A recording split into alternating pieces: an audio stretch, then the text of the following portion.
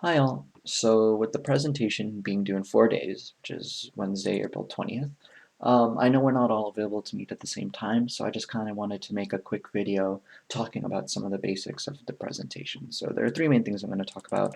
The commencement itself, the sections of the presentation that you could choose to talk about, and some tips on what makes a good presentation, especially for this research format. So in terms of the commencement itself, it's going to be on May 21st at Keene University, so a couple weeks out, and you'll get more information about travel and stuff as the weeks come by via email. We're going to have 10 minutes flat. We can't go above that at all for our entire presentation. And the format is going to be, we're just going to be on a stage with the slides behind us. There's going to be a laptop off to the side, but you won't have access to it. So in order to advance the slides, we'll probably be using by USB mouse, and you'll just hold in your hand, press the left click button whenever you want to go forward with the slide or cause an animation or whatever. I can get you a laser pointer if you want, but I'd prefer if we use a different kind of animation. But just reach out to me regarding your situation. We can talk about it. So moving on to the sections of our presentation real quick. This is our final paper. It's about 10 pages with 5 pages of references and acknowledgments and stuff. This is available in the Discord right here. You could download this PDF. You could give it a quick skim to get an idea. It's alright, you don't have to understand everything. But I split it up into 10 main sections that we could talk about. And each one of these corresponds to one of the subtitles. So 2.1 goes cloud cover. You could find it right here. Yeah, that's this section. 2.1 goes cloud cover, and it ends before the next title. Yeah, so those are roughly the 10 sections that we're splitting our presentation into. In terms of the actual presentation, there are a couple of things to talk about first, and this is one of the most important ones. Please look at this list of sections of presentations. I'll give you a second if you want a screenshot or something. Go look in the paper, look at the corresponding section, read over it, see if it's something that you understand or are excited about or something you have a good idea to present for, and message me saying you want to quote-unquote claim that section. This is really important so I know, who's doing what and stuff. It's completely your choice which section you want to pick. And if you aren't completely sure, feel free to reach out to me, call me, message me. You can just direct message me on Discord, so right click and direct message me, and I'll get back to you as fast as I can. Yeah, so that's choosing a section. In terms of actually making the slides, close that. Of course, we have 10 minutes and 10 people, so we want to keep our presentation about 50, or keep each section about 50 to 55 seconds, so not all that much, and we want a little bit of time to go between person to person, hand off the mouse and stuff, because like I said, our mics will be cut off after 10 minutes. It's a very hard limit.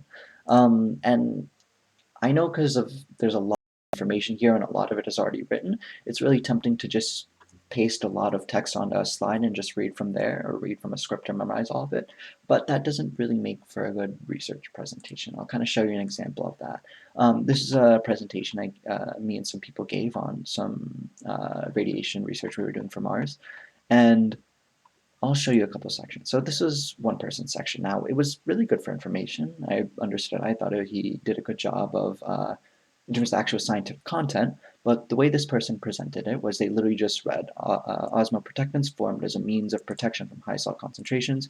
Next slide. And they just read word by word by word. And at some point, although you're conveying the information, the audience is going to fall asleep. Their eyes are going to glaze over and they're not going to care about what you're saying. They're not going to be excited at all. And it's not engaging when the speaker just turns around and reads off of slides or stares at a paper the entire time. So what I prefer you do is either there's this rule that I've heard called the 6x6 rule, where each one of your slides is no more than 6 bullets per slide and no more than 6 words per bullet. That's an upper limit for what you can do, and I'm probably going to hold all of you to this. It's okay if you go one word over, but I'm going to try and keep you all to keeping your slides very, very low on text and having you actually speak to the audience instead of reading something to the audience. And I heavily encourage you guys to use pictures. If you're up for the challenge, what you could try is doing something like this. So for context, I won best presentation at this conference. And that's because my slides were literally just pictures. And instead of kind of turning around and reading something to the audience, I use these pictures as a supplement or a complement to what I was saying. And it was primarily me speaking to the audience. I was having a conversation with the people in the crowd. And I just kind of point to these things. I'd explain what it was. And that kind of made it seem like I said before, it was me talking to the audience instead of me something reading at the audience. And I was inserting a bit of humor in here. Yeah. One thing with these is that make sure to ask yourself, can you read the text on the computer screen from the other side of the room? Because this presentation will literally have, I think, 150 people in the audience, one big slide, and people are going to be situated all the way in the back of the auditorium. So having small text, people are going to have to squint at the slides for a couple seconds, and then their eyes are going to glaze over, and they're just not going to care anymore. So I encourage you, when you make a slide, literally just open it on your computer screen, walk to the other side of the room, and then see if you could still read it from your computer screen, because that's what it's going to look like in the actual auditorium when you're someone in the audience and you're all the way in the back of the room and you're looking at the uh, slideshow or projector or whatever they have it on. So make sure to keep your stuff big. Don't make it really small text or anything.